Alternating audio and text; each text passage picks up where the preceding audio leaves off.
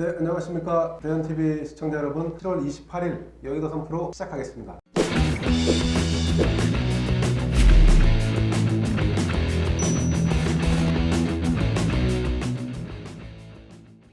자, 오늘도 저와 함께 해주실 장프로님, 강프로님 나와 계십니다. 안녕하세요. 네, 어서 오십시오. 오늘 첫 번째 인물은 유시민 노무현재단 이사장으로 선정했습니다. 유시민 이사장은 막말로 치자면 거의 대가격입니다. 이런 말도 했습니다. 국기에 대한 맹세는 파시즘이다. 보수 언론은 독극물이다. 최근에 다시 논란이 된 거는 검찰과 언론이 공모했다. 자신을 공격하기 위해서 같이 편을 먹고 공격의 앞잡이 노릇을 한다.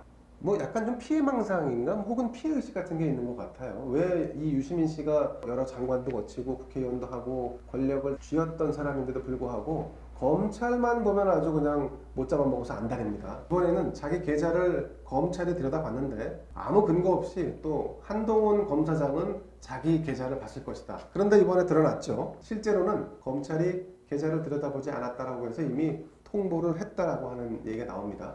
보통 이제 계좌 추적이나 조회를 검찰에서 할 경우에 짧게는 뭐 한 2, 3주, 뭐 길게는 6개월 안에 당사자에게 공지가 됩니다.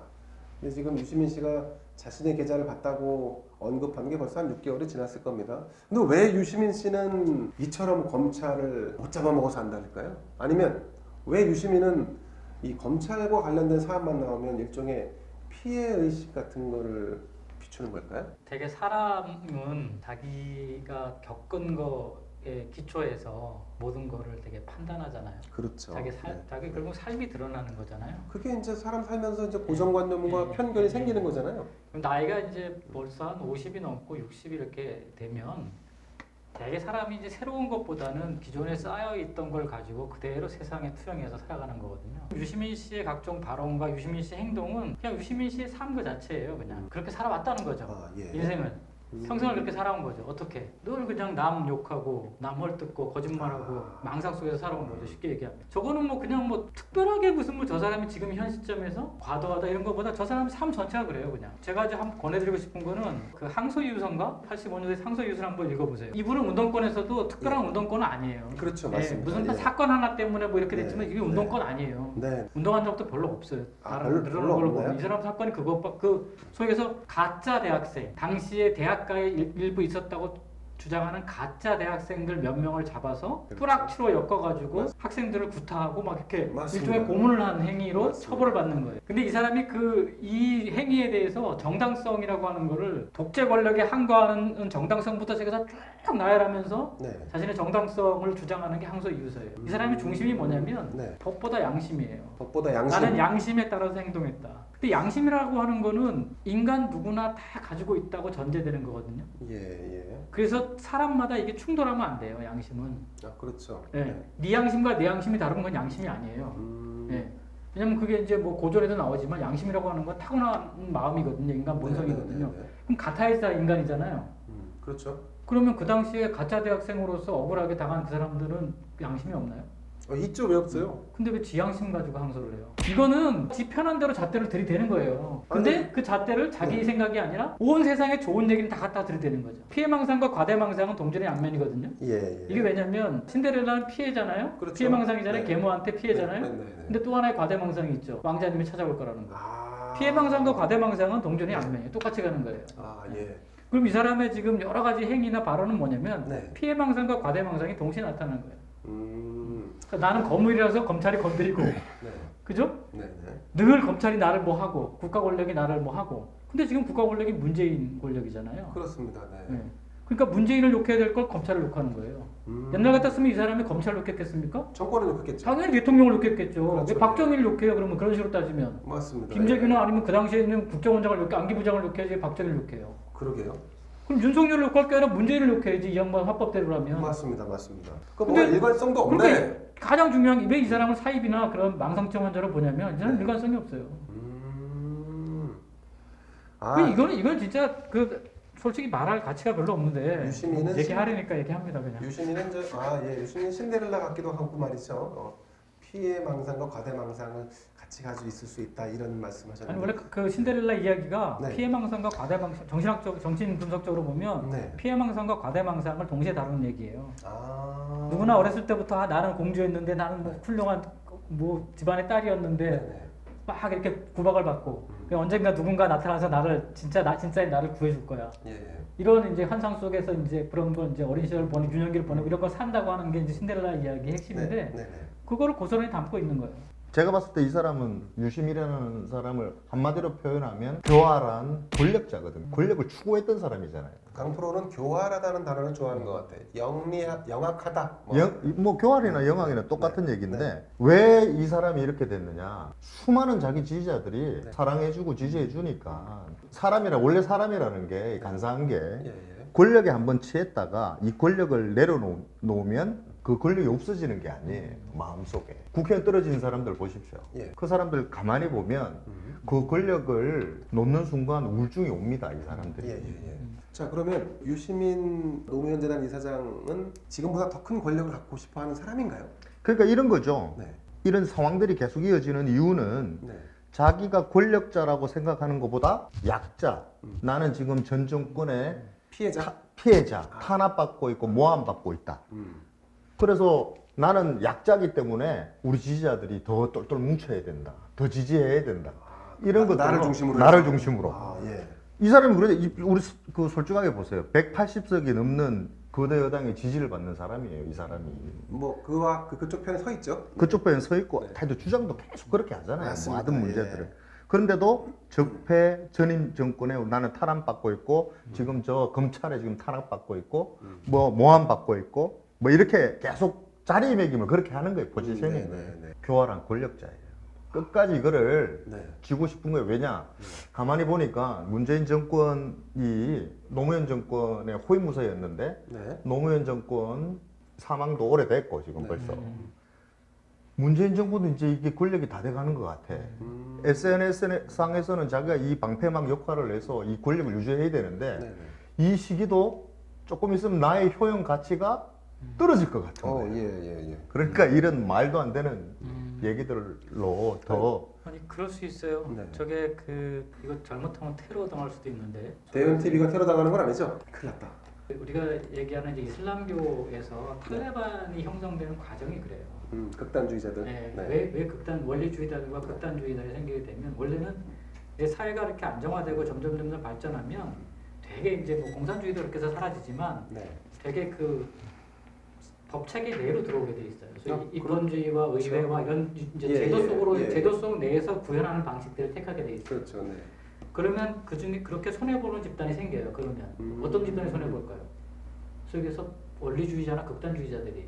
그러니까 처음에 이 조직을 키웠던 사람들이 손해를 보는 거예요. 아 그러군가요? 처음에는 왜냐면 네. 소수였기 때문에 뭔가 열심히 하고 진짜 정신없이 가서 싸웠을 거 아닙니까? 네, 맨날 그렇죠. 죽고 네네. 네? 피 튀기면서 네. 그러면서 했는데 조직이 점점 커지잖아요. 그러면 커지면 이게 새로운 사람들이 많이 오잖아요. 근데 이 사람들은 그런 사람들이 아닐 거예요. 왜냐면 이제 지금은 좀 이제 안정되고 그렇죠. 먹고 살만하고 이제 그렇죠, 그렇게 돼서 그렇죠. 뭔가 이제 네. 자리도 있고 그러니까. 그러면 점점 어떻게 됩니까? 처음에 했던 사람들이 밀리죠. 아 밀려나죠. 예. 왜냐면 이제 이제는 그런 시대가 아니잖아요. 왜냐면 숫자도 딸리잖아요. 그렇죠. 사람들도 그런 예, 안정을 예, 추구할 예, 예. 거니까. 그럼 이 사람들이 점점 어떻게 되겠습니까? 이제 고립되죠. 그렇죠. 고립되죠. 그럼 이제 자기들만의 세계를 추구하게 되는 거죠. 그러면서 이 사람들은 이제 이탈하죠. 기존에서 이탈하죠. 예. 그리고 이제 자기들만이 완전히 공고한 이제 아성들을 쌓죠. 그런 것들을. 그러면 이제 더 강화되는 거죠. 이제. 예. 이게 탈레반이거든요. 그렇죠. 예, 이게 탈레반이에요. 그 조선시대 때도 이제 유교 탈레반들이 생기고 다 그래요. 모든 사회가. 네네. 그래서 그 탈레반들이 뭐냐면 새로운 시대를 여는데 장애물이 돼요. 아하. 그러니까 예를 들어서 지금 이 탈레반들이 없으면 예를 들어서 뭐 좌파든 우파든 뭔가 좀 서로 좀 이제 좀 건전하게 균형을 잡으면서 네. 견제하고 경쟁하면서 갈 수 있는 게 되는데 우파든 좌파든 탈레반들이 존재한다 그러면 특히 그 탈레반들이 대중적 지지를 많이 확보한 상태라 그러면 네. 어렵게 되는 거죠 그게. 왜냐면 늘 거기 눈치를 봐야 되니까. 그렇죠. 기본적으로. 예. 그래서 지금 이제 강프로 말씀대로 유시민이라는 사람이 권력력은 강해요. 저는 이 사람이 결코 대권을 포기하지 않았다고 봐요. 아니 권력력이 강하면 정치를 하지 왜 거기 저 재단에 가서 이렇게 해야만 정치가 예. 돼요. 그 사람이 한 이게 정치는 그럼- 이거니까. 왜냐하면 끊임없이 의혹을 제기하고 약자 코스프레이하고 음모론을 얘기하고 음모론. 자기를 아무런 증거나 근거를 제시 안 해도 없는 얘기 지어내고. 없는 얘기 지어내고 그렇지. 그렇게 해야만 우리 지지자들이 더 똘똘 뭉치거든요. 아. 왜냐면 지금 자꾸 권력이 지지율이 자꾸 떨어지고 그렇죠, 그렇죠. 임기 후반기고 이러니까 불안한 거예요, 이 사람들이 지금. 그러면 저 유시민 씨는 상당히 기술자적인 정치를 아유, 하고 있는 거예요. 그럼요. 기술 정치하는 거네요. 그 정치 기술자처럼 보이는데 사실은 요즘 하는 얘기들 하나하나 뭐 근거도 없고 뭐 마치 지어낸 얘기처럼 막 떠드는데 그럼에도 불구하고 그 뒤를 따르는 또 무사들이 있죠. 뭐 몇몇 국회의원들이 유시민이 발언하면 그거 가지고 검찰 때리거나 아니면 야당 인사들 때리거나 하고 있는데 자 이런 혼란을 야기하는 유시민 어떻게 좀 차단할 방법이 없을까요? 근데 저는 하여튼 권력의 중심에서 멀어지고 있잖아요. 네네. 근데 이게 시간이 점점 지나잖아요.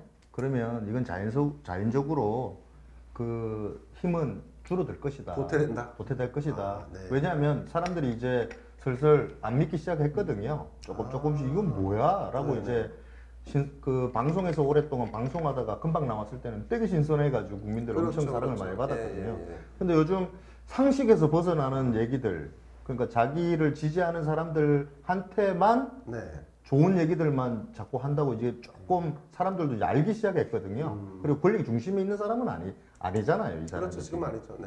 그래서 시간이 지나면 우리 한동 검사가 했던 얘기처럼 네네. 이 미천 다 드러났다. 미천 다 네. 드러났다는 부분에 잊혀지는 사람이 되지 않을까. 이게 저는 그렇게 그러니까 생각합니다. 아 그냥 가만 내비둬야 한다. 내버려둬야 돼. 아. 전화가 이게 그 솔직히 삼천- 오늘 우리 네. 이 토론도 네. 이 사람 더 띄워주는 거지. 사실은 뭐 아 그런가요? 그런데 그러면 저 유시민 띄워주면서 동시에 우리도 좀 한 번 더. 네. 3000년 전에 이제 공자가 제일 싫어했던 게 이게 아첨하고 향원이거든, 향원. 향원. 예.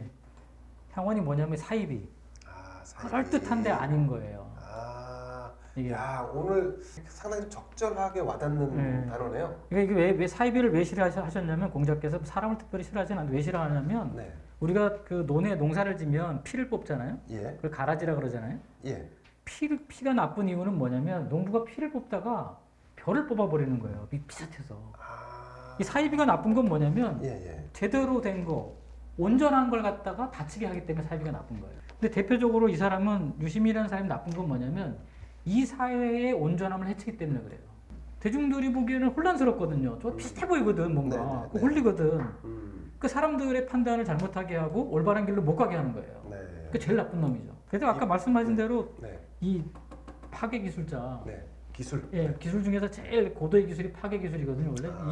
이 건물 파괴하고 이 건물 한 번에 무너뜨 이게 아주 엄청나게 네. 고도의 기술이거든요. 그렇죠. 파괴 기술자가. 맞습니다. 네. 근데 파괴를 이 사람 같은 경우는 파괴 기술자도 안 되는 게 뭐냐면 네. 파괴를 하는데 파편이 사방으로 튀는 거예요.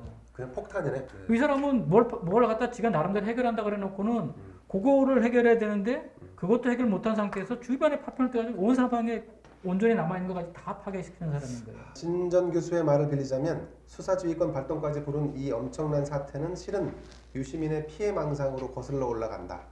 유시민의 주관적 망상을 윤석열 총장을 제거하는 정치적 기획으로 발전시킨 것은 최광욱, 황희석이라는 작전 세력이었다. 뭐 이렇게 주장을 했습니다. 자, 오늘 저희가 싹 내키지 않았지만 유시민 씨와 관련된 논의를 하는 거는 뭐 이렇게 주제를 다루는 거는 이 사람이 하는 행태를 좀 우리가 좀 이해를 해서 어떻게 제어하는 것이 좋을까 신라젠 관련해서는 다시 한번 다루겠는데요.